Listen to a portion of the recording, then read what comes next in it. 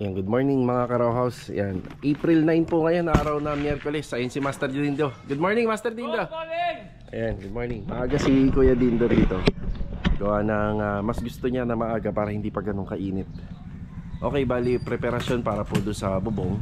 So meron siyang dalang epoxy primer, meron din na roof guard. Yung gagamitin namin na roof guard is Spanish red.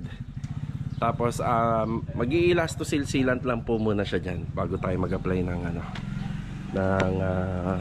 roof guard. Elasto sealant, epoxy primer, and roof guard. Yan, tapos itong mga kalat na to pinapasako na po natin. May pala, piko, tapos sa sako pinapalinis na po natin. Kuya, yung ano pala Flexiban, nag-iwan ako rito, di ba? Hindi kaya maano no. Pero yung bandang maaabot kaya. Kaya naman, kaya lang pero parang ano no, walang palitada. Oo, kasi hindi na ano yun dahil mayroong sa kabilaan. Kaya nga. Tsaka rito no, kuya, sa gilid. Gilid ng kapitbahay. Oh, ito. Pader dito. Yan, waterproofing po. Okay, bali dito, medyo marami-rami pa yung bibilhin natin. Gawa na makikita nyo to, pinapalitan namin ng bago to. Bagong doorknob, luma po kasi to, tapos bagong lock set, may door stopper pa. Tapos dito naman, bibilhan natin ng 3x3 ball bearing hinges. Yan, bali sa isang pair, dalawa yun. So bali, 3 pair lahat to kasi 3 ang nilalagay natin sa isang pinto. Yan, hinges. Tapos syempre, meron din po lock set yun. Tapos dito naman, wala pa siyang aluminum ducting. Tapos yung plug namin, yung bended plug. Yan pa yung kailangan dyan. Tapos yung ilaw, yan, meron na tayo nabili nito kaso nga lang maiksi yung nabili ko, papapalitan natin sa ANS lamps. Yan, nabili ko kahapon, maiksi. Yan. Tapos bibili na lang tayo ng additional na outlet dito, 1, 2, ayan, 3. So 3 outlet po yan. Bali yung wall fluted panel natin, sadya talagang may mga outlet kasi TV area. Tapos wala na po siyang header, wala po siyang cabinet. So ito is ano lang po natin to. Pa-previous na lang natin kay client kasi medyo alanganin yung setup ng bahay kung wala siyang TV console. So lagay na lang tayo ng panel dyan para gumanda. Okay, ang inaasikaso ngayon dito is yung paghahakot ng kalat muna. So unahin natin to para hindi na lumala. Baka lumala pa to baka madagdagan. Tapos pag natapos lang yung bubong, retouching na po dito. Finishing retouching, finishing paint, tapos installation na. Then general cleaning. So sa general cleaning, lagi na uhuli yung tile grout, application ng tile grout para magmukhang bago na po uli yung unit. Alright, tara. Balik tayo rito sa project natin sa phase 1. Yan, may konting kailangan pa dun sa bubong. Tapos unti-unti ko nang binili yung mga kailangan pa dito sa project natin. Good morning. Good morning. Ayan o. Nakalinis ko na po tong area na to. Napakadami pa rin pala. Ayan o. Kaya Philip, good morning. So ayan. Hey Dindo, ito. Iabot mo. Tsaka yung ito pa. Whoop. Tsaka ito yung elbow, kuya. Ito yung ibang pinamili natin para po dito lahat. Tapos yung iba ko, kumpletuhin na lang po natin. Dito na lang. Bali ito naka-organize na. Yan. So hintayin na lang natin yung mga installer dito. So may mga kulang pa tayo na hindi pa nabibili.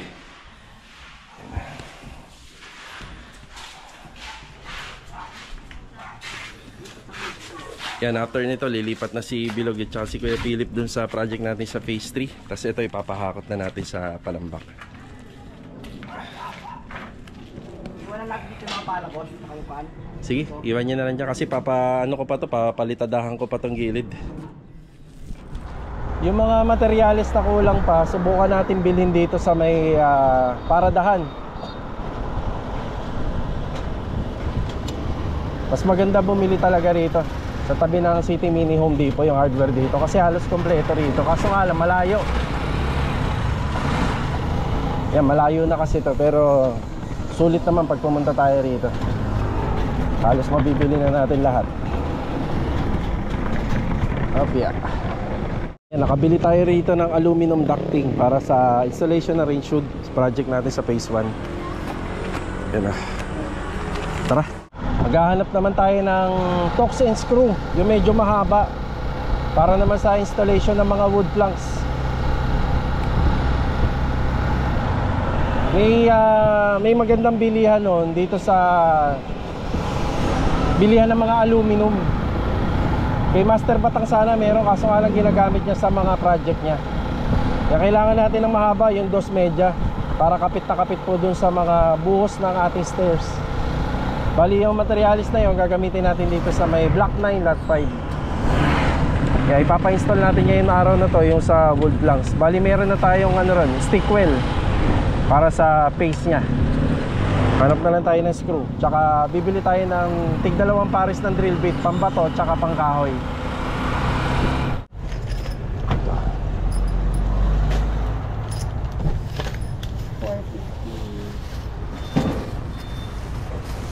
Ito screw. Okay na, pasok sa Tsaka likod, tox. pasakay ka na dyan. Ayun yung tox nya. Nagbabangon. Hindi, iba kaya yung sukat niyan? O pareha lang kanina? Pareha lang? Ah, sige.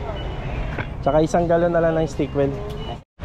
Yan para sa project natin sa phase 3. Ito Torx and screw. Yan dos media yung haba niyan. Ay.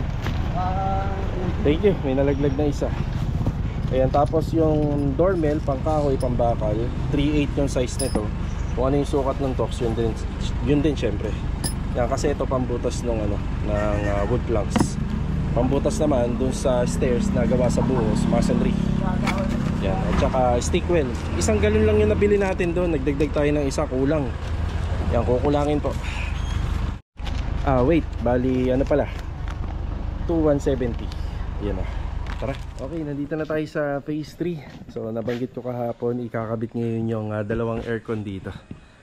Yan, nandito ngayon yung grupo ni Sir Jan. Ito nga po pala ang natin, aluminum ladder. Hindi nga pala gagamitin dito, dun sa Block 4219 sa ginagawa ni Kuya Dindo.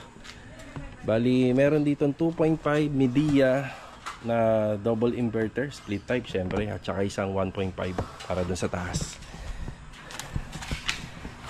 Good morning sa inyo. Yan, good morning. So ito nga pala yung location ng outdoor sa condenser natin. Nandiyan na po siya. Si Loreto. Good morning.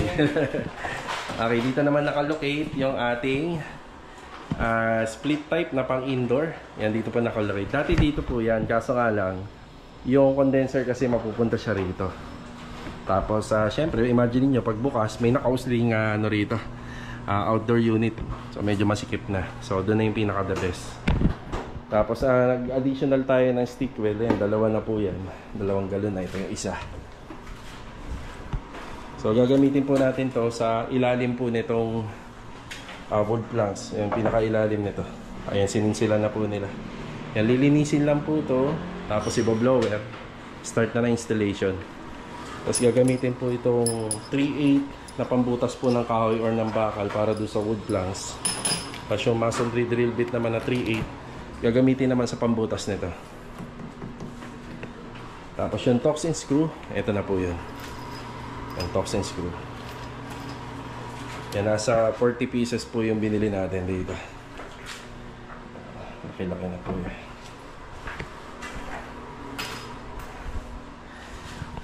Dito naman tayo sa taas.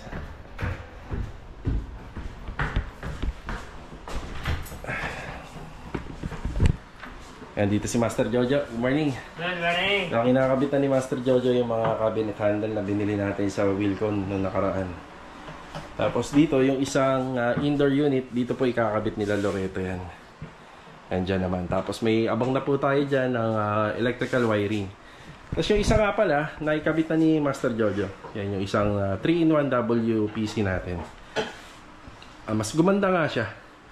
So, pinonsulta ko muna kay ma'am bago po natin bilhin. Check mo yung binili ko. Diyan sa baba. mga binili natin materyales. Okay na tayo rito. Bali, na-check na to ni Master Jojo. Ito nga po palang ulo ng screw. Ibabaon po yan sa wood planks. Tapos yung pinagbutasan ng wood planks naman, yun naman yung gagamitin namin na ano po niya. Ibabalik po namin doon sa butas para magsilbing parang kahoy po uli yung pinagbutasan. Tapos ang gagawin namin dito, ilalatag namin to isa-isa hanggang doon sa taas. Gagamitan namin ng laser level, yung laser. Tapos yung pinaka tatamaan ng laser, yun yung lalagyan namin ng guide para nasa alignment yung mga butas namin. Yan, nakakaisa na sila rito. 2.5 horsepower. Kayang-kaya niya ng palamigin to. Kayang-kaya na. So yung lamig naman ng aircon, di naman yan nakakit eh. Dito lang yan. Yan, daanan na rin natin yung isang project natin dito sa phase 3. Okay, update tayo. Yan na, area natin. Bali ito, basura panambak. So ito naman pong part na to, ito-turn over na po natin siya ng ganyan. Lilinisin na lang natin. Tapos yung mga outside wall, yan pipinturahan po natin yan. Tapos may mga konting preparasyon dyan. Kasi may kaso siya na tumatagos yung tubig papasok dun sa loob. So ito, bati tayo. Kuya Rigor, good morning po Kuya Rigor. Good morning, boss. Yan o, mga pintuan natin o. At saka dito. Louie, good morning Louie. Good morning. Good morning. Okay, bali yung ating kitchen counter, gawa po siya sa 3-port local marine plywood. Bali, ang pinagagawa ko rito sa tile setter natin, yung kanyang installation ng tiles, lahat po nakaano po yan. May cover po ng tiles ito. Yan, hanggang sa baba, sa sidings. Ito meron din to ha. Yan yung ilalim. Yung pintuan lang ang wala. Okay, pintuan lang ang wala. Saka syempre, itong loob wala na to. So ang purpose ko po dito para kahit paano secured po yung ating yung ating kahoy. So tapos ito meron ding installation ng tiles yan. Ito nga po pala yung ginamit namin na tiles. Glossy tiles. Yan na. Sa TNB, ito na po yung itsura ng TNB. Yan. Alala ko yung nagsabi nung nag-comment ng niche. Oh, yun. Pinakita ko na yung tungkol doon. So, tagtag po ng bakal yan. No, diba? So, kornisa na lang po ito. Yan na. Kornisa yan. Kornisa tayo rito. So, Louie. Ang nandito naman ay si Kuya Philip. Nabati ko na yan eh. Tsaka si Bilog. Ayan, nandito sila ngayon. So, Masilya. Masilya. Kasama po sila. Nadagdagan sila ng pintor. Si Bilog. Yan, si Adonis po, baka papuntahin natin dito. Ipapatapos natin yung kornisa. Dati na itong may kornisa, pinatanggal natin kasi nakalimutan yung closet. So, nakakornisa na siya. Kailangan po kasi yung kornisa, iikot din po yan sa header ng closet. Yan na.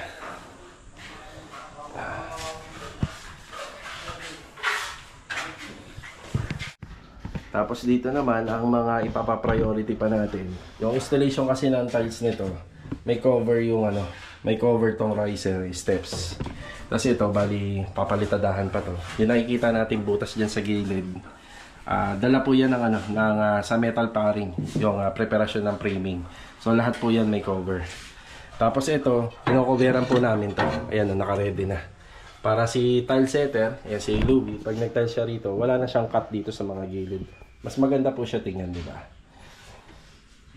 Log, parang nagkulang na yung ganito mo ah. Nasaan na kaya yun? Nawala ko na dyan, sir eh. Wala. Yung 8. Oh, hindi, pero hindi pa ba tabas to? Tsaka yan. Yan, wala. Meron ako na nandun sa bodega. Naiuwi ko yata. Kompleto na ito eh. Dadaling ko na lang ha. Hindi lang namin naikabit. Oo. Isa pinto. Tapos dito yung side, yung riser na lang ng cove ceiling. Yan. Yan, kukumpletuhin na lang po yan. Diba ako lang nakita? Isang tiles? Sige. Oo nga, nakita ko kahapon. Nagligpit ako eh. Isa lang na. Sige, saktong-sakto lalabas naman kami. Yan na. Tapos yung hard deflex na nakikita natin dito, yan yung gagamitin doon, yung riser. Halos kompleto naman tong ibabaw nito. Halos tapos na po yan. Ang gagawin na lang, meron tayong i-refer dyan kasi may pumapasok din na tubig dyan papunta po doon sa paakyat ng hagdanan. Pero yung sa bubong nito okay na. Then overall paint na ang kasunod. Nag-uumpisa na si Kuya Philip at si Bilang po doon. Yan, dadaling ko muna tong ating aluminum ladder kay Kuya Dindo. Tingnan natin yung ginagawa niya rin. Ayan, nandito na tayo kay Kuya Dindo. Yan yung una niyang ginawa, epoxy primer muna. Ayun, nakikita nyo kulay gray. After epoxy primer, nagpahid po siya ng elastosil sealant para sa mga tech screw at saka dun sa dugtungan po ng flashing. Ang pagkatapos nun, ito pinipinturahan niya ng Spanish red na roof guard, boys and roof guard. Yan. Meron pa ako ipadadagdag na trabaho po dito. Yan, bali may nakita po kasi tayo rito. Ayan, oh, naka-open yung mga flashing. Ayan. Ito pa, oh. So ang style dapat niyan nakatupi. Kaso nga lang, hindi naman na po natin mabibend yan. Kaya hindi na natin siya mabibend. So bibili po tayo ng flashing na mas mahaba para sigurado po na hindi papasok yung tubig dito sa loob. Kwarto pa po naman yan. Yan, oh. Delikado kasi dahil ito kwarto pa naman yung ilalim yan. Yan, para hindi na magastusan si client, wala na tayong magagawa. Naglagay na lang po tayo ng pabigat. Yan, solid na bato po yan. Nakaangat kasi yung mga flashing. Hindi mo naman po kasi pwedeng i-rivet yan kasi pag nabutasan mo yan at yung butas sa ilalim po ng flashing pinasok ng tubig, mas delikado. Dito medyo hindi pa tapos. Ito ang issue sa mga back to back eh. Ayan, oh. May gap pa. Yan, palalagyan pa po natin ng ano yan, na simento. Tapos saka natin po ipapa waterproofing.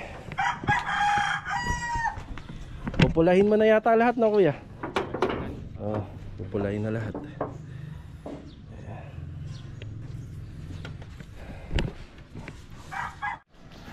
Nasa phase 6 tayo. Kuya Doming, good morning po. Ayan na, nakasintadahan na. May bintana pa po yan. Pero ang gagawin na lang po namin, sisinsilin na lang po namin. Yan, para makuha natin ang actual. Yung ilang pirasong hollow blocks na naman yung masasakripisyo. Mas matibay po kasi pagka ganyan. Dahil kapag ka nagbuhos, nakaano po siya, nakasalo yung lintel beam natin dito. Yan, nakasintada. Yan, sila Kuya Chris, Kuya Ruel at saka sila Marvin Rasty nasa Riego na ngayon. Yan, wala na tayong hollow blocks. Papadeliver tayo ng 150 pa. Tapos sa taas sinisimulan na yung tiling para sa floor area. Kuya Sandy, good morning. Good morning kay Sandy. Kaya nag-BWC kayo sa taas? Papatubig ako ngayon. Sige, sige. Okay. Kaya boy, good morning po. Ayan, unti-unti na pala nagtatanggal ng konting forma rito, yung tukod. Yan, mga ilang araw na lang pwede na natin baklasin yan. Si Kuya Richard, good morning po Kuya Richard. Yan, bali ito yung ikakabit po ni Kuya Richard na tiles dito. Ang ganda. Tapos dito naman, araw-araw po kami nagpapatubig dito, kagaya ng mga nakaraang vlog namin. Ayan, nakabukas na yung tubig niya. Yan, maganda po sa slab yan na meron siyang patubig para mas maganda yung ano nito, yung finish. Yan, importante din may sukal, oh, para syempre nabablock niya yung tubig, di ba? Ito mga karosa, nakabalik na ulit tayo dito sa phase 3. Yan, update na tayo. Yan, bali ngayong araw po na Miyerkules, yan, alas 5 na, April 9. So dito sa project natin, ang update dito, bali meron na po nagkabit dito ng aircon. So tara, pasok tayo. Ang brand nga po pala na ginamit, isang Midea, isang 2.5 at saka isang 1.5 horsepower. So dito po, nandito na po yung kanyang pinaka-condenser. Nandito na nga lang po sa medyo ibabaw. Okay din po kasi yan para kahit pa paano, dito na yung diretso ng hangin niya, yung i-release. Tapos yung pinaka-overflow, gagawin pa po namin to. Yan, pagagapangin po namin yan, papunta po rito sa ating floor drainage. Pwede rin po sana to na nandun sa taas, kaso nga lang mabubutasan yung pinaka-spandrel niya. Yan, kayang-kaya na pong palamigin ng 2.5 horsepower itong nasasakupan natin dito. Kung kukumputin po natin to lahat, yan, ito po ay naglalaro sa mga 30 square meter po. Yan, kung kukumputin po natin yan. So, mababawasan pa, gawa ng, syempre, ibabawas pa dyan yung cabinet, yung sa kitchen counter, ibabawas pa po natin yan. Yan, kanina, tinesting nila, kaya nga pagpasok ko rito, medyo malamig-lamig pa. Yan, hindi ko pa nabibilan ng ilaw to. Yan, ilaw na lang to. Okay, sa taas. Tapos kapag natapos po nila master batang to, bibilhan din po natin to na sariling LED. Yan, para maliwanag po.